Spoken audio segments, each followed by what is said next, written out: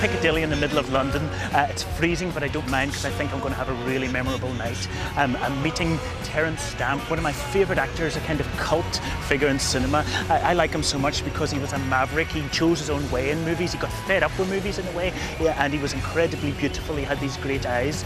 He worked with actors like Marlon Brando, Julie Christie, Robert Redford, Laurence Olivier, and he tries to work with the best directors. He worked with Schlesinger, with Ken Loach, with Michael Cimino, with the great Italians, Fellini, Pasolini. What we're going to do is he's going to come here, we're going to walk down to Fortnum and Mason's, which is closed. We're going to have the run of the place. We're going to sit down and watch clips from his films and talk about them. We're going to film it and you're going to see it. Here's a taxi, this might be him. It is him, I think.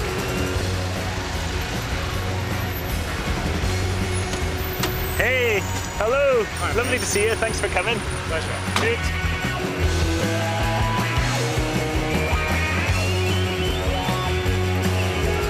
The reason why I wanted to meet you here is because of this bit in your book where you write this incredibly evocative thing about being in the centre of London for the first time. Do you remember that? Yeah, absolutely. I was a messenger boy. I was working in Cheapside. And I came to deliver a package, and I came on the Underground and got out at Green Park. And I looked across and saw those telephone boxes on a fruit stall and what I now know to be the Ritz. Yeah. And as I saw it for the first time, I had this really, I guess it was my first sort of real déjà vu experience. Oh yeah. I knew that I had never been here, but at the same time, there was a sense of extraordinary familiarity. Yeah. It was a really profound thing, and I only understood much later in my life that somehow I was destined to be here. So then what happened? You set up a flat with Michael Caine? The meetings with Mike Caine didn't happen immediately. I mean, when I left home, I came and I lived in a basement with a couple of other would-be actors in 64 Harley Street. Oh, yeah. But there was always a sense of where it would happen to me. So like my first move was geographical. Yeah. I thought that if I'm here, then if anything's going to happen, I'll be on the spot. I'll be here, I'll be ready for it. And then, of course, I went to drama school. Yes, and you got a scholarship. Yeah, I just got on with being a theatre actor. Yeah. And by the time my film break came, I was sort of adjusted, really. I was sort of resigned to a life in the theatre. Yeah. To have been a young man at the start of the 60s in London, there was no better place to be, really. Yeah. Let's talk about the part of Billy Budd. How surprised were you that you got it? Well, I was flabbergasted, really. I said, oh, they must be really scraping the bottom of the barrel, you know, if they want to see me. And he said, oh, they are. They've seen every other young actor in England. I didn't have any thought at all that I would ever get the part. But you knew that the character was a sort of naive young man? And so yes, I'd heard about the opera. Yeah. And I knew that the character was a great sort of innocent. Yes. And so they were looking for a new person? Yes, Ustinov wanted a new person. He'd been offered lots of people to play the part, but he didn't want that. He wanted a face that had never been seen before in order to make it convincing. The scene we're about to look at is the famous scene on Dock at Night. Tell us about that. And it was a long scene, and in fact it was a scene that Ustinov used for the test. So I had done the scene in the film test. And when we came to shooting it, Robert Krasker, who was, you know, the most brilliant, in my opinion, black and white cameraman, did The Third Man. He lit it for one take, and I think it was sort of between 7 and 9 minutes, was just one take. Good evening. Will it be all right if I stay topside a bit to watch the water? I suppose the handsome sailor may do many things forbidden to his messmates.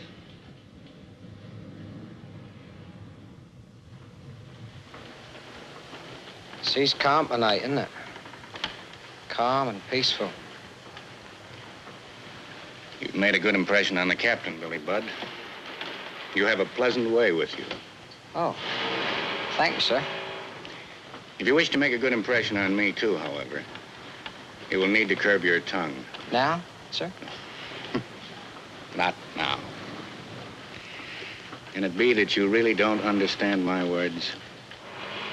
Is it ignorance or irony that makes you speak so simply? Oh, it must be ignorance, sir, because I don't understand the other word. Terence, I'm just going to stop it there for a wee second. What did you feel when you first saw these big CinemaScope close-ups of yourself on the screen? Well, it was sort of overwhelming, really, because I knew that I wanted a life in film, and I knew that to have a life in film, it had to work in the close-up. You know, for me, I knew enough about cinema to know that cinema was close-ups, and I had to be able to take a close-up. And when I saw my first close-ups, I mean, I saw they worked. You know, it was a miracle. I didn't really think. I didn't really take credit for it. I was just one of those lucky guys that the camera loved, you know, because the camera sort of minimized the coarser features and emphasized the finer features. So it was a wonderful moment for me, you know. And what about the reaction to this film? You got an Oscar nomination. Did your life change an awful lot? Yeah, I mean, everything changed. I was projected into another octave, really. And there was a sense that, there is always a sense that you can't quite believe it. It's like, fame is like walking into a room where a woman has been with an incredible perfume. That is, you can almost grasp it, but you can't. So on the morning that I woke up, when I was famous, when the news hit, and the phone rang, and I sort of really expected it to be Brigitte Bardot, you know, and it was my mother, you know, and so that was the kind of first. That was the first kind of crushing of the great illusion. Yeah. After Billy Budd, in the next 3 years, you didn't actually do all that many movies. You did The Collector with William Wyler, the great William Wyler, who directed Ben-Hur and everything. But it seemed as if you were quite choosy in what you did. Why was that? Well, at the end of the filming of Billy Budd, you must understand Ustinov was the first kind of wise man that had taken an interest in me and actually kind of gave me any advice, you know, showbiz advice. And he took me aside and he said, look, I think we've done something special here. And lots of people will want to cash in on it, and you'll be offered lots of things. But if you do good things will come to you. And, you know, because I was so in awe of him, I maybe overdid that a bit. Because in fact what happened was that I began to get a bit gun-shy, you know, and I turned down things that I should have done, actually. I turned down wonderful things. You turned down Alfie? I turned down Alfie. Which you'd done on stage? Yes, I turned down the great Josh Logan. I turned down the King in Camelot, you know. I turned down Once Upon a Time in the West, Harmonica. Did you? The Charles Bronson role? Yeah. And I'm not proud of those things. I mean, I'm sort of ashamed of those things because I turned them down for the wrong reasons, you know. I turned them down because I was actually fearful. But I was telling myself that I was being choosy. Well, let's jump forward till 1967, one of the films you did, except Far From the Madding Crowd. Now, you told me this is your mum's favourite of yours. Yes. It's also my mum's favourite of yours. Now, why do women love this film so much, would you say? I think that, I think Hardy is a really, you know, he's a really romantic writer, and his stories are for the true romantics. And I think women are sort of more romantic than men at the end of the day. Yeah. But Julie Christie's character in this film, in this clip we're about to see, what's interesting is she goes for the man who is most violent towards her, isn't that right? We're about to look at the famous fencing scene. So she's kind of masochist. Now, why identify with that? Well, listen, there's a lot of women like bad boys, you know. Obviously, my mother was one of them. Your mother was one of them. Just before we look at the clip, tell me something about the producer, Joe Yanni. Joe Yanni, I think Joe Yanni was wonderful. I mean, I miss Joe Yanni because Joe Yanni was like one of a very rare breed. You know, he was a creative producer, and there's not many of those around. There's never many of those around. And I did 3 movies for Joe Yanni. You know, I did Poor Cow, I did Madding Crowd, and I did Modesty Blaise. So it was a wonderful kind of working relationship. And he was like Mr. 60s cinema in a way. He produced so many of those great movies, often quite women's movies Yes, in a way, yes, which and is found wonderful directors. You Yeah. know, he gave wonderful directors chances. Yeah. And he was a real, he loved film, Yeah. you know, and as opposed to, you know, a lot of producers who love money. You know? Okay, let's look at the clip.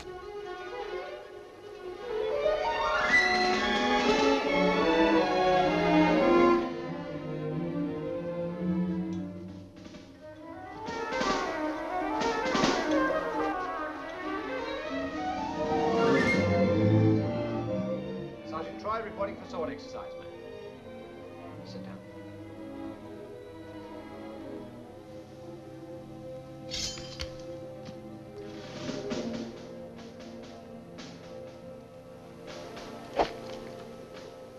First, I'll show you the cuts.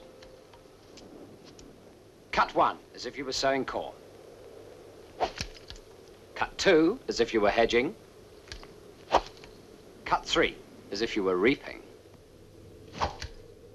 And 4, as though you were threshing. And from the left, 1, 2, 3, 4. Now I'll show you how they look in action. Stand up. You're the enemy, right? No. You're not scared, are you? No. Because if you're scared, I can't perform. I promise I won't touch you. Don't move. Is it very sharp? No, got no edge at all. Hold still.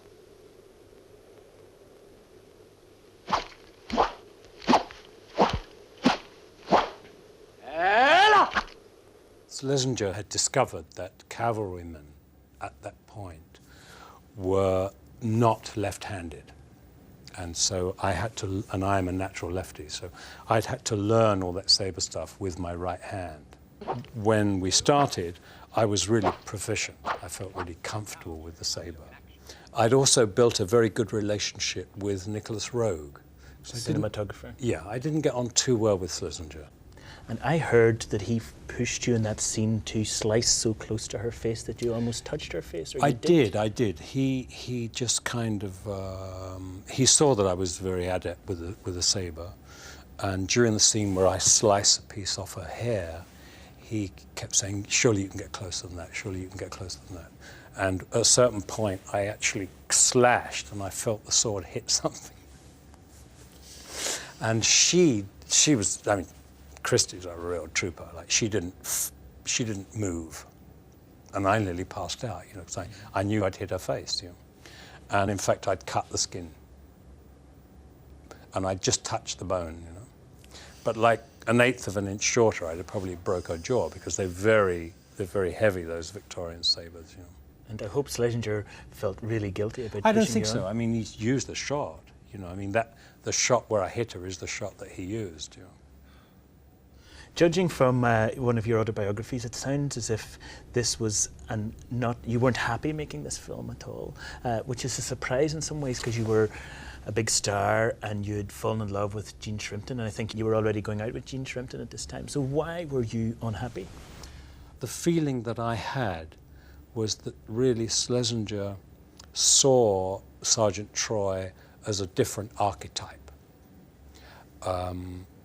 He saw him as an archetype that I wasn't. And I think it was one of those occasions where Joe Yanni really wanted me in it. And I had the feeling that Yanni sort of hoisted me on Schlesinger. That's understandable, of course, but if I can be honest, when I was reading your book, I wanted to shake you because there you were with Shrimpton and you didn't confide in her. It sounded as if you didn't discuss your unhappiness with her. As far as my work is concerned, I'm a kind of stoical kind of person, really. It's just, I sort of deal with those things myself. And I guess that's the same, I'm the same now. I mean, if I'm in trouble on a movie, it's something that I feel I have to solve. It's part of the performance. It's part of the way I access my own ability is by addressing those difficulties.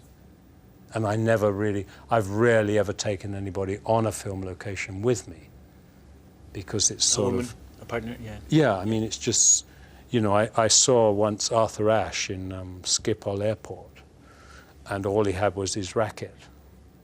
And I totally identify with that. The next film that I've got a clip of is Poor Cow. This seems to me, in a way, the first time that you started to push the boundaries into a sort of non-mainstream type of cinema. In fact, its story is quite similar to Far From the Madding Crowd. It's about a woman who wants to in some way find joy through a series of men. But it's a very different film. How is it different from Far From the Madding Crowd? Well, it was completely... It was at the other end of the system, really. And it was Joe Yanni again. And when I finished Far From the Madding Crowd, Joe Yanni said, look, I have this movie. It's a very small movie. I think the director's really brilliant. It's not a big part, it's a little part, but it's sort of experimental. The director, of course, Ken Loach. Ken Loach. Yes. He's very clever. I said, well, what's clever about him? He said, well, he kind of improvises stuff. I said, where's the script? Well, you see, there's not really a script. So he just kind of tells you things before the take. And I just thought, wow, that sounds really fun, you know? Because so far you'd played basically, I think, sort of symbolic and archetypal characters, and here was a really fresh, ordinary bloke. Yeah, there was an ordinary spiv gangster. Yeah. You know? And it was very exciting because Ken Loach, you know, was the only director I think I've ever worked with who worked with two cameras simultaneously. So Carol was lit with her camera and I was lit with my camera. Yeah. So you didn't get that jarring in very intimate scenes where you stop and the camera is moved and stuff. And Ken Loach couldn't really do it any other way because it was improvisation. And he would tell me one thing and he'd tell her another thing. So... Did you not feel incredibly manipulated by that style of directing? Well, you didn't... No, I mean, because what was happening was this incredible... It was real in the moment stuff. You know, the camera was turning. You were in that space between action and cut, you know? You're like Formula One. You know, your mind's turning so quickly. Everything seems to be happening in slow motion, you know? And he did it again and again, you know? You get into a scene, you think you were doing one thing, she'd think she would be doing something completely different. So it was very dangerous, but exciting. Brilliant. And the scene we're about to see is in Wales when you're on holiday, and she chucks the soup at you. Now, we need to know one thing. Did you know she was going to chuck the soup at you? No, that's the point. I'm suddenly covered with Irish stew. You know? Yeah. So that's what he had on camera. He told me something else. He told me something completely different. And he said, oh, throw the soup over. Well, let's see. And what I love about this one in particular is her little reaction shot. You can see she's kind of, you know, she's embarrassed and like a kid that she's throwing the soup at you. Let's have a look at it. It's lovely. Now then, Jono. Don't give it to him, it's too hot. Well, what'd you give it me for? You said that's for Johnny, didn't you? Look, leave him alone. There's yours. You have to eat it with a spoon, because I ain't got any forks. Got any salt?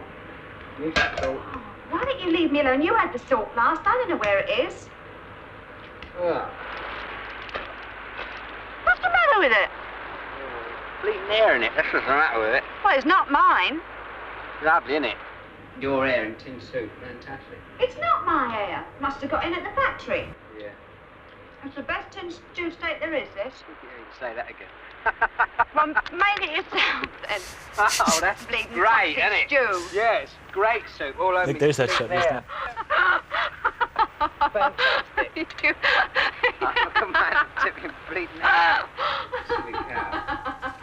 Oh, well, get something then. Don't sit there bleeding laughing. Go get a cloth or something. Well, you shouldn't have a go at me about it then. You asked for that, you did. Yeah, I didn't want it over me bleeding head. Silly cow. The next clip we've got is from your Western Blue.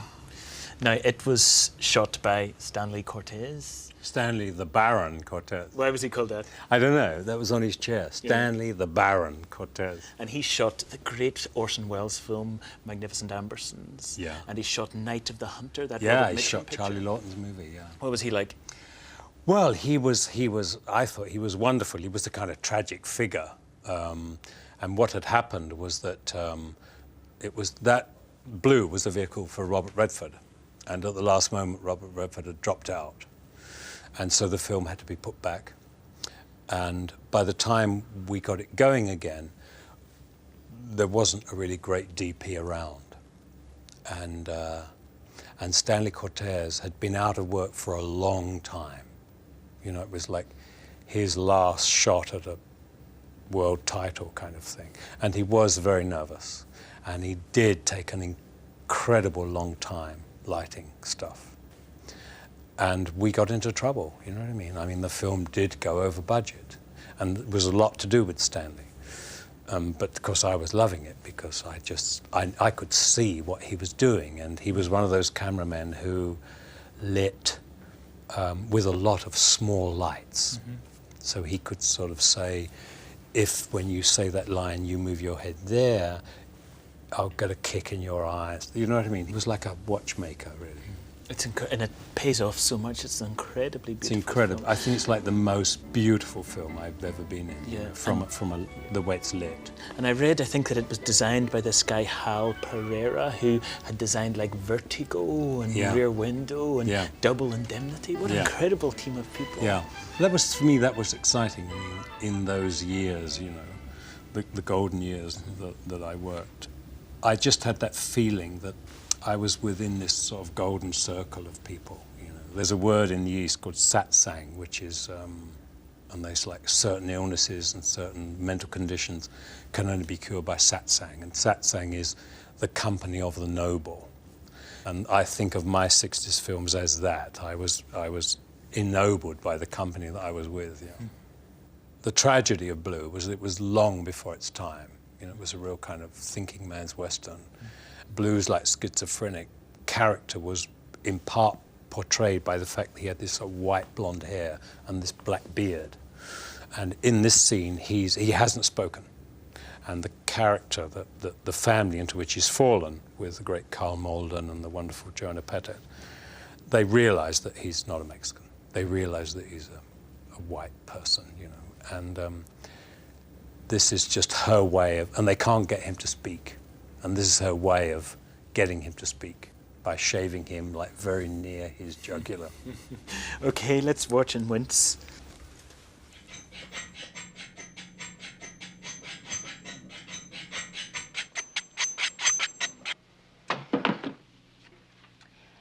Now, I think you should know I'm not a woman of minor achievement, and I add to my list daily. I cook, sew, undertake all the normal female activities. And in addition, I handle a plow as well as a piano, split a log in record quick time, and I'm just about as good as any man, huh, Pop? Oh, did I hurt you? Oh, no, I am fearfully sorry. But with all my accomplishments, I have... Now, did I do it again? Now, how can I apologize? Well, except to say that I've never shaved a man before, so if my hand should falter and my fingers slip...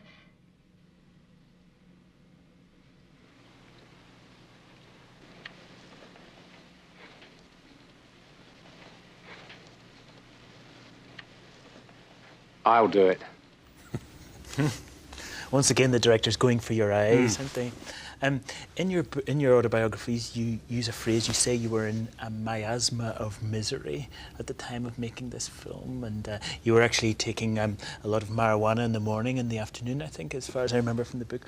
Why were you so miserable at this time? The fact was, Shrimpton had left me like the day before I started the movie. So I wasn't in best shape to start a movie, and there was nothing I could do about it. I mean, I was signed to do the movie, and she'd gone. And there I was, you know, in this kind of desert, you know, making this film. So I was just doing all I could to kind of hold myself together, you know. Mm-hmm. And do you feel you were facing up to, you know, your sadness, or were you escaping in some way, just into a picture, doing something? Yeah, I was escaping into the picture, really. That's what I was doing. I mean, I saw that. I was aware of sort of incredible timing of it. Because given my own choice, it was the last thing in the world that I wanted to be doing, was, you know, out there in the desert with a load of strange people making a movie with this kind of a heartache. But it was a fact. And there was part of me that was thinking, I have to do this. How can I best do it, you know? How can I kind of siphon off some of this misery into this movie? The next clip we've got is from the Fellini movie that you did. Now, Oh, why do you say like that? Oh, yeah, no, because it's landmark, you know. I mean, I regard my career, you know, if I look at my career, the long arc of my career, there was like before Fellini and there was after Fellini. So it was a real kind of hallmark picture for me. Yeah. And why? I mean, it's an absolutely great picture, but why is it such a hallmark in your career? Although I love cinema and I was totally preoccupied with the magic of cinema, there was part of me that couldn't quite believe that it was all happening to me. And that caused a kind of a sort of an underlayer fear. And so I always approach my movies in this condition, like rather fearful. And the fear was partly to do with, you know, am I really up to this? Or am I suddenly going to get found out? So that was the condition I found myself in, you know, when I started work with Fellini. And it was immediately after Blue. I'd gone to see Fellini. My hair, you know, was growing out. I had like dark roots and peroxided hair. And Fellini loved that. Oh, it's schizophrenic. It's fantastic. It's fantastic. I love. Don't you think I should dye my hair? No. It's incredible. It's incredible. Yeah. And partly working with him and knowing that, you know, here was a man who was one of the all-time great movie directors, you know, and he had chosen me, and he wouldn't let me go home, you know. Why? Why you want to go to? You have a mistress? No, I don't have a mistress. Why you want to go back to London? Well, I haven't got any clothes. We'll buy you clothes. We'll buy you clothes. You stay here with me. I said, okay. The first take in the movie, it's in Rome Airport. So it's kind of madness, because the airport's not closed, you know. Fellini's got all these assistants, he's pointing out passengers, they're grabbing them into the film, you know. I'm brought onto the set from my trailer outside the airport, and I'm stood there, and nobody speaks English, and I don't speak any Italian, and I'm realizing they're going to go for the shot, you know. And I look at Fellini and I say, yeah, come on. And he looked like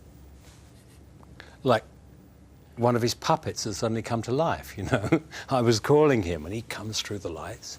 Terence, che cosa? Dimmi. I said, listen, I'm an English actor. I'm in Rome for the first time. I'm working for this great Italian maestro. This is my first take. I want some direction. Fair enough. Listen, Terence, last night you was playing Shakespeare. You was in Old Vic playing Shakespeare. It's your very last performance. After the show, you go to a party.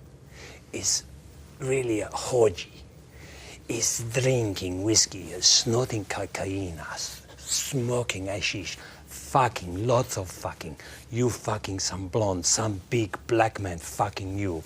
Lots of sex, lots of drinking, lots of hashish, all night, fucking smoking, drinking. Early this morning, someone drive you to the airport. Just before they put you on the plane, they give you big tab of LSD. Now you're here. So I never asked him again, right? That's direction enough for 10 movies, right? Right.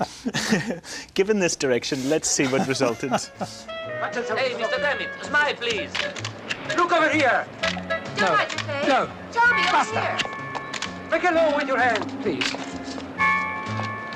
Stop it!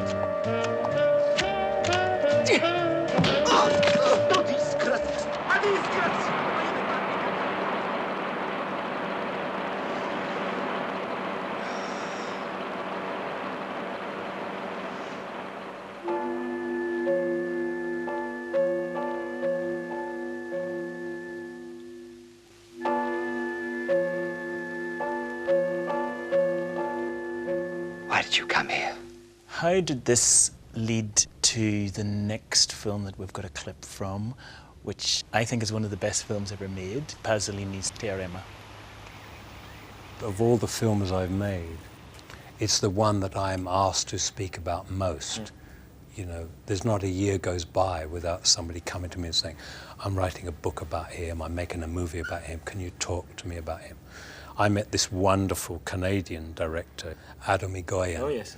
And Adam Egoyan said it's my absolute favorite movie of all time, you know, and he just wanted to say, how did you do that? Yes. I had been called back to Rome by Fellini to do a post-sync, because he does quite heavily post-syncing.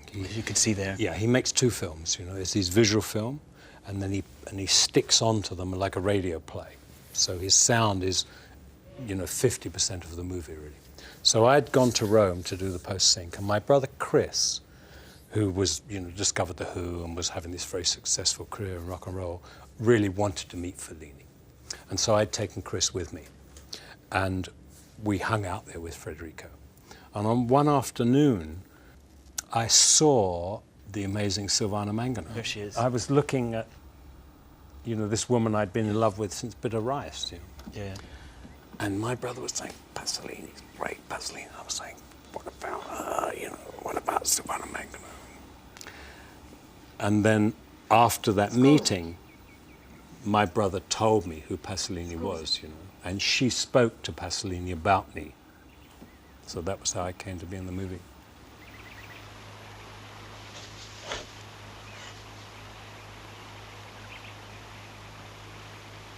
Scusami. Scusami.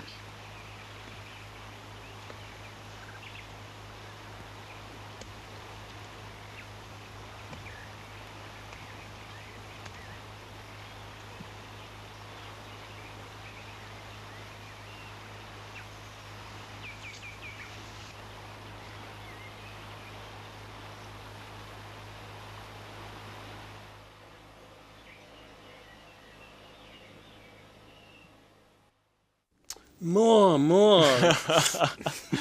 There you were, making love to the woman that you had admired in the cinema. Great moment. Yeah, so tell us the story and the character. It's extremely unusual. Well, Pasolini, in fact, really only spoke to me once. And Pasolini said, this is the story of the film. A boy comes to Milan, he stays with a family. In the family is the father, the mother, the son, the daughter, and the maid. The boy makes love to all of them and leaves. This is your part. I said, yeah, sounds cool. Sounds like me.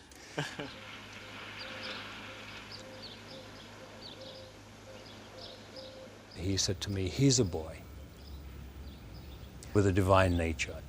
And that was the clue I had. And I thought to myself, okay, he's a Catholic. He's gay, he's a Marxist, he's a poet, he's an Italian, he's a very complicated guy. How would he view an enlightened creature? The thing that would appeal to him would be judge not. So that was what I tried to do. I tried to keep my character, I tried to keep myself completely in the moment. I think you've got actually to the nub of why this is such a great film in a way, because there's you're in it, you're not judging, you're just a presence, as you say, and yet we know that Pasolini in some way hated the bourgeoisie, or at least felt that they would inevitably decline. Yeah. My feeling was that he wasn't really a filmmaker. You know, there's no, like, you can't talk about how he shot stuff. He put the camera here, he moved it here, he moved it there, he moved it there. It's very crude technically, isn't it? Yes. But he was a poet who was using film to write poetry. We're at the late 60s now, and you left the film industry in a way. Why did you do that? I think really it was two things. One, I was sort of emotionally not in very good shape. And when the 60s ended, because I'd been so heavily identified with the 60s, my sort of career ended as well. In other words, I wasn't being offered the jobs that I'd become accustomed to. I was definitely second division. And I thought to myself, well, I've had 10 years. I've given the last 10 years of my life to filmmaking, I'll get back to some of my original wishes, you know, and I had always wanted to travel. I'd always wanted to go to the East. And I thought, nothing's happening for me. I'm just being offered like Cockney lorry drivers, you know. I'll go and do that. So though I never imagined that I would be out of the business for so long, years just went by, you know, and occasionally I would run out of money, or somebody would come up to me with some sort of fun project, you know. So I wasn't looking at myself like a sort of professional artist, you know. You did some very interesting films in the 70s, however, and we've got a clip here, I think a very rare clip, of a film called Who Man. Mm-hmm. I've never seen it. I don't know anybody who's ever seen it.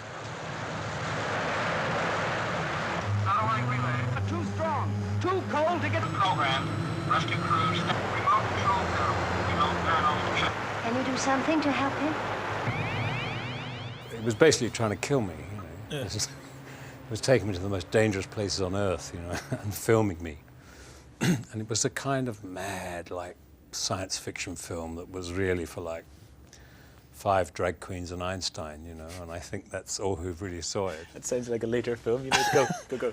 But it was it was a fun job, you know. It took me, we lived in a volcano in Ethiopia, you know, we worked here in this mad tide that comes in at the speed of a galloping horse. How's that done? Because there's a tide coming in from all directions. Yes, it's just one of those... Is that faked, or is that... No, it's a natural phenomenon in the sea just off Mont Saint-Michel.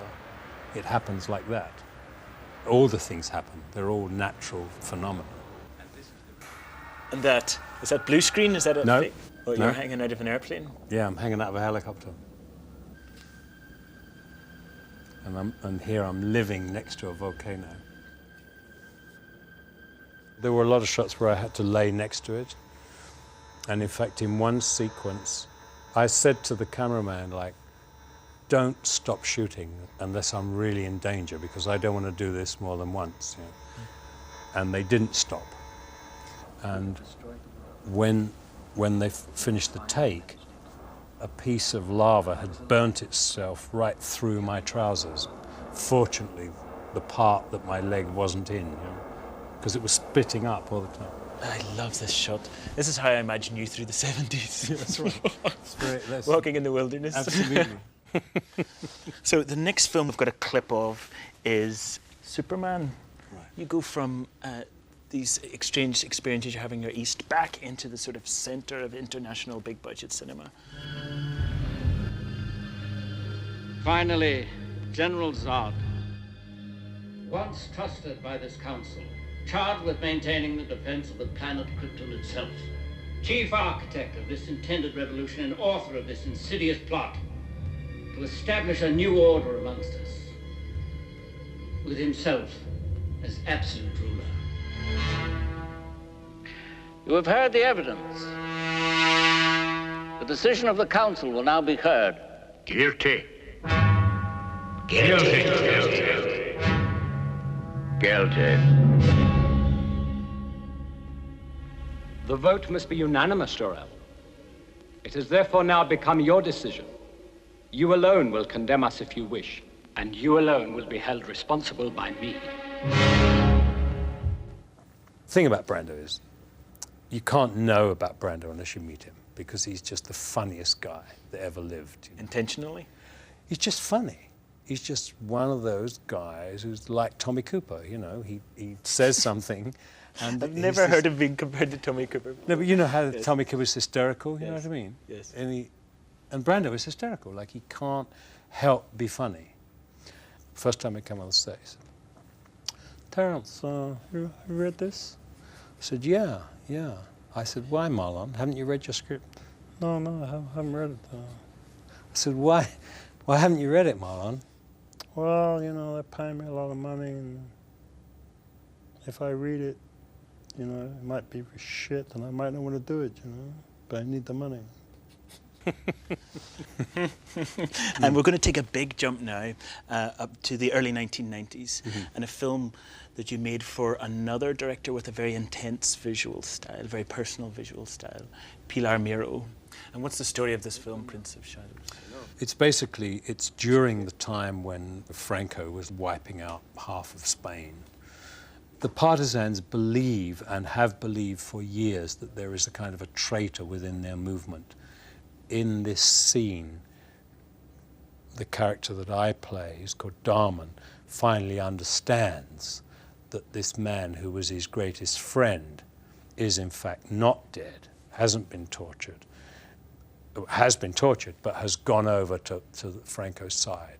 And he, in fact, is the traitor. And this is kind of the exposure of him.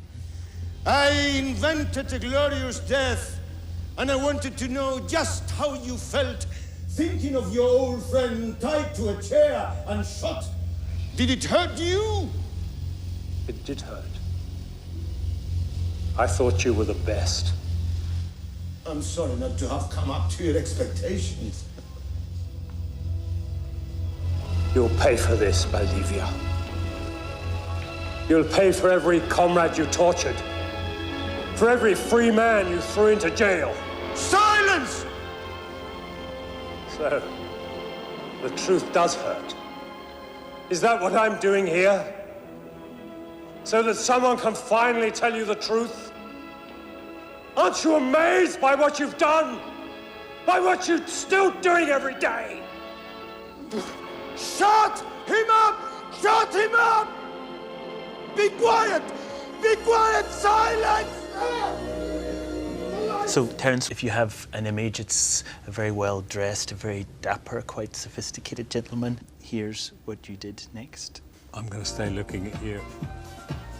Look at this.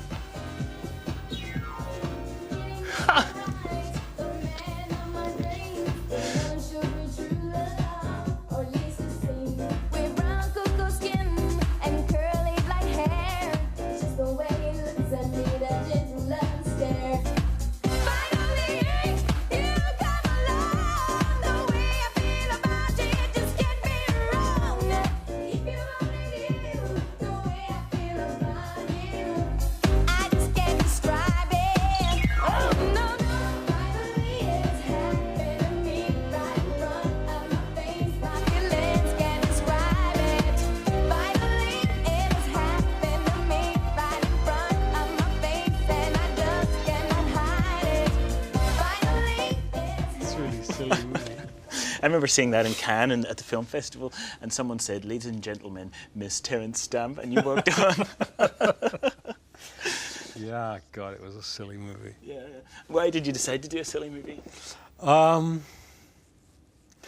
just felt I was being kind of, well, that what you just said, you know, that I was thought of as, you know, I was thought of this like chilling English villain, or this kind of androgynous kind of saintly figure, and I just wanted to, I was looking to do things that were fun, really. Yeah. But at the end of the day, it's a film, it's visual, you have to start with practicalities, you know. So I had a full body wax, and I got high-heeled shoes made, and I put false nails on, and so I did all that stuff, you know. And I read that you once saw Princess Diana take an earring off and put it on the table or something like that, and you copied that, is that right? Well, I didn't really I mean, I don't really work like that, but in a scene, my ear started to hurt, and I just went to take it off, and I had a kind of like a flash of her doing it, you know. But as I say, there are things that happen in that special energy, you know, when the film is actually turning. I read that you wanted to look as beautiful as possible in this picture, but secretly they were lighting you from the side and trying to make you look as ugly as possible. Well, I didn't want to look, I just imagined that because the character was, at the end of the day, the character was very sympathetic, you know, it was a kind of a hymn towards people that are sexually ambivalent. So I just assumed that I was being made to look good, you know, so I imagined I was looking like, you know, Lauren Bacall or Candice Bergen or Mimi Van Doren or somebody. And it's not quite. And I saw the film for the first time at that Cannes showing, you know, which was like the whole of cinema world was there. And the curtain came up, and there I was like this old tomcat, you know. It was a terrible moment. Yeah. And I know people who have seen Priscilla and have said, "Where's Terence Stamp in it? I didn't see him." What do you think of that? Extremely flattered, you know. And as a matter of fact, when people come up and say, oh, you know, I love Priscilla, I love Priscilla, I always say, well, I'm flattered you recognise me in strides. Now, one of the big themes in your books is your relationship with Jean Shrimpton, but generally with women, and you're trying to understand women in some way, see the world through their eyes. And then here you are, in a comic role mostly, quite literally trying to see the world through the eyes of a woman. Was that any time in your head? The character of Bernadette is essentially very profound, because what do you do if you're a woman and you're in the wrong body? You know, what do you do? Look, please, everyone, tomorrow's going to be a little tough. Please don't make it any harder than it has to be. We're only teasing. We won't open our mouths until you give the word. Then it's open season.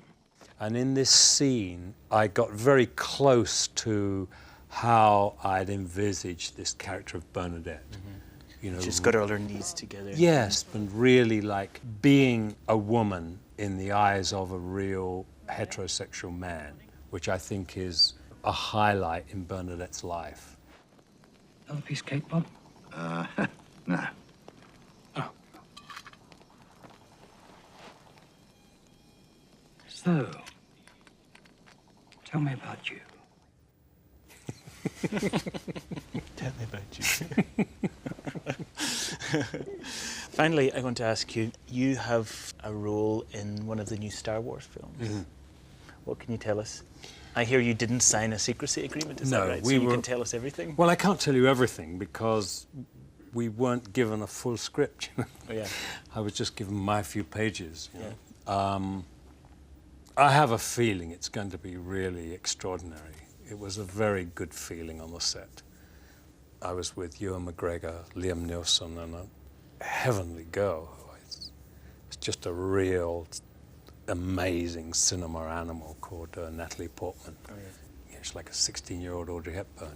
And when I finished my part, and it was time for me to leave the set, and I knew the others were going on to do another 3 months, I was really sort of jealous, you know. I just wanted to be in for the whole trip. Yeah, I mean, I don't know much about it.